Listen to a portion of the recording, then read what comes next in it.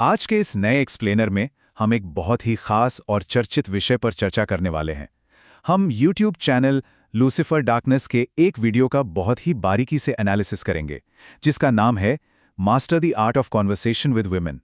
ये वीडियो बातचीत और आकर्षण के एक मनोवैज्ञानिक फ्रेमवर्क का दावा करता है।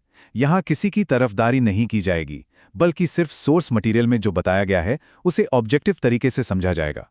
इसमें यह समझाया गया है कि कैसे कुछ खास रणनीतियां इंसान के संवाद को पूरी तरह से बदल सकती हैं। तो चलिए बिना किसी देरी के इस दिलचस्प विषय में गोता लगाते हैं और देखते हैं कि सोर्स के मुताबिक ये पूरा विज्ञान असल में काम कैसे करता है। सोर्स ने इस पूरी प्लेबुक को 5 मुख्य हिस्सों में बांटा है। पहला, सेटिंग द कोर माइंडसेट। दूसरा, द सबकॉन्शियस इमोशनल रडार। तीसरा, 3 रूल्स ऑफ बॉडी लैंग्वेज। चौथा, द 50-30-20 कन्वर्सेशन फॉर्मूला।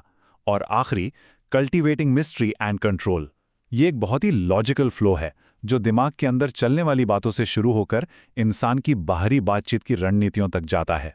तो शुरुआत करते हैं पहले सेक्शन से, सेटिंग द कोर माइंडसेट, यानी बातचीत शुरू होने से ठीक पहले दिमाग में क्या चलना चाहिए। अक्सर ऐसा लगता है कि सही शब्द चुनने से ही बातचीत सफल होती है ना? लेकिन सोर्स का कहना है कि जब हम लगातार ये सोचते हैं कि आगे क्या बोलना है या कौन सा सटीक शब्द इस्तेमाल करना है, तो इस ओवरथिंकिंग और लॉजिक में स्वाभाविक ऊर्जा पूरी तरह खत्म हो जाती है।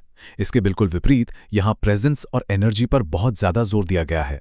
इसका सीधा सा मतलब है कि सामने वाले इंसान को किसी ऊंचे स्थान या पेडेस्टल पर बिठाने के बजाय उसे पूरी तरह से अपने समान समझना। जब कोई इंसान सिर्फ उस पल में मौजूद रहता है बिना किसी स्क्रिप्ट के, तो एक बहुत ही स्थिर ऊर्जा पैदा होती है। अब आते हैं दूसरे और सबसे अहम हिस्से पर, द सबकॉन्शियस इमोशनल रडार। ये आकर्षण का मनोवैज्ञानिक आधार माना जाता है। तो आखिर ये सबकॉन्शियस रडार क्या चीज है?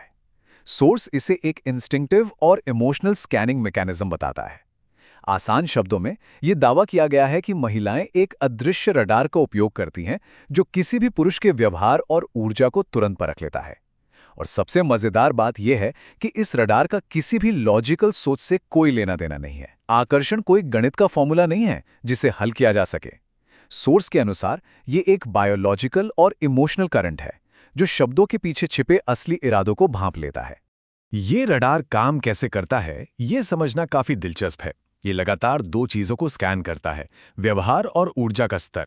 ये हर पल इस बात का मूल्यांकन करता है कि क्या बोलने वाले की वैल्यू अधिक है।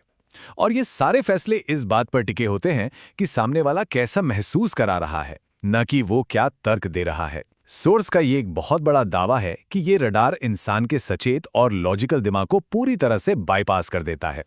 मान लीजिए कोई व्यक्ति तार्किक रूप से बहुत सफल हो, लेकिन अगर बातचीत के दौरान उसकी ऊर्जा में घबराहट है, तो ये रडार तुरंत उस नकारात्मक भावना को पकड़ लेगा और लॉजिक को किनारे कर देगा।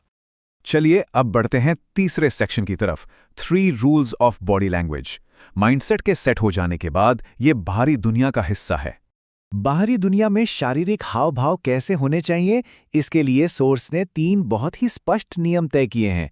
स्टेप 1, आगे की तरफ न झुकें, यानी do not lean in. Step 2, पीछा न करें, डू नॉट चेज। और स्टेप 3, अपने आराम या कंफर्ट को हमेशा सबसे ऊपर रखें।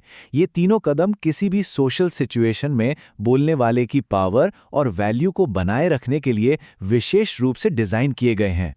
इन शारीरिक नियमों के पीछे का मनोवैज्ञानिक कारण बहुत गहरा है। सोर्स के मुताबिक आगे की ओर झुकना बातचीत में ओवर इन्वेस्टमेंट या जरूरत से ज्यादा दिलचस्पी को दर्शाता है, जिससे वैल्यू कम होती है। दूसरी ओर पीछे हटने या वॉकिंग अवे की क्षमता प्रचुरता और शक्ति का प्रतीक है। इसका मतलब है कि व्यक्ति के पास विकल्पों की कमी नहीं है और वह किसी भी स्थिति से बाहर निकलने की आजादी रखता है। और अंत में रिलैक्स्ड पॉस्चर, शारीरिक आराम को सीधे तौर पर सोशल डोमिनेंस और हाई स्टेटस से जोड़ा गया है। जो व्यक्ति किसी अनजान माहौल में सबसे ज्यादा रिलैक्स्ड होता है, स्वाभाविक रूप से उसी को सबसे ज्यादा आत्मविश्वासी माना जाता है। अब आते हैं चौथे सेक्शन पर, द 50-30-20 कॉन्वर्सेशन फॉर्मूला। ये बातचीत का एक बहुत ही सटीक गणित है।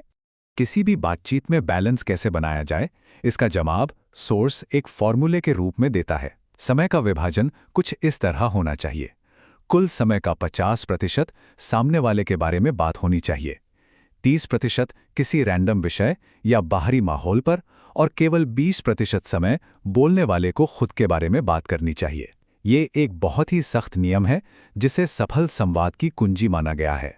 इस फॉर्मूले के हर एक हिस्से का अपना खास मकसद है। जब 50% समय सामने वाले की बात हो रही हो तो बचपन और सपनों जैसे गहरे विषयों पर चर्चा करनी चाहिए, जिससे एक सबकॉन्शियस भरोसा बनता है। 30% रैंडम हिस्से का उद्देश्य बातचीत को भारी होने से बचाना है। इसे बिल्कुल हल्का फुल्का और फ्री फ्लोइंग रखना चाहिए। और सबसे महत्वपूर्ण है वो 20% जब खुद के बारे में बात हो।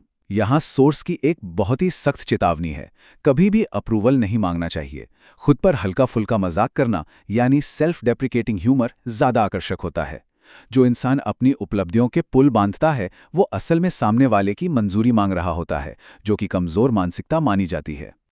और अब हम पहुंच गए हैं अपने आखिरी और 5वें सेक्शन पर, कल्टिवेटिंग मिस्ट्री एंड कंट्रोल, बातचीत में रहस्य बनाए रखना। रहस्य और नियंत्रण बनाए रखने के लिए सोर्स एक प्लेफुल मिस्ट्री वाला लहजा अपनाने की सलाह देता है। एक उदाहरण के तौर पर, जब कोई बहुत निजी सवाल पूछे तो जवाब कुछ ऐसा हो सकता है, hold on there speedy kitten, we just started talking and you already interviewing me. सीधे सीधे सारे तथ्य सामने रख देने के बजाय इस तरह का मजाकिया जवाब बातचीत की गति को धीमा कर देता है और नियंत्रण वापस बोलने वाले के हाथ में आ जाता है। इस रहस्य को बनाए रखने के लिए कुछ खास रणनीतियों का सख्ती से पालन करने की बात कही गई है। सोर्स के अनुसार सवालों के हमेशा अधूरे और चिढ़ाने वाले जवाब देने चाहिए।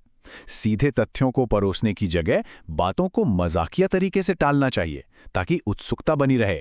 और इसका एक बहुत बड़ा नियम यह है कि कभी भी अपने एक्शंस को जस्टिफाई नहीं करना चाहिए और ना ही मजाक किए जाने पर गुस्से में आकर रिएक्ट करना चाहिए। जब पूरी जानकारी नहीं मिलती तो वो एक तरह का मैग्नेटिक टेंशन पैदा करती है जो सुनने वाले को पूरी तरह से बांध लेती है। इस पूरे एनालिसिस के बिल्कुल अंत में सोर्स एक बहुत ही उकसाने वाला सवाल सामने रखता है। जब सबकॉन्शियसली टेस्ट किया जाए तो बोलने वाला बिना रिएक्ट किए अपनी असली पावर कैसे बनाए रखता है। सोर्स का मानना है कि किसी भी बातचीत में अक्सर इस तरह के अदृश्य टेस्ट होते हैं जहां भावनाएं ट्रिगर हो सकती हैं।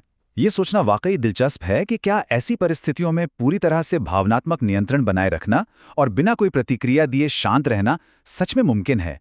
आज के इस एक्सप्लेनर का हिस्सा बनने के लिए बहुत बहुत धन्यवाद। उम्मीद है कि इस चर्चित फ्रेमवर्क और इसके मनोवैज्ञानिक पहलुओं को गहराई से समझने में काफी मदद मिली होगी। ज्ञान और विचारों की इस यात्रा में आगे भी ऐसे ही दिलचस्प विषयों के साथ चर्चा होती रहेगी।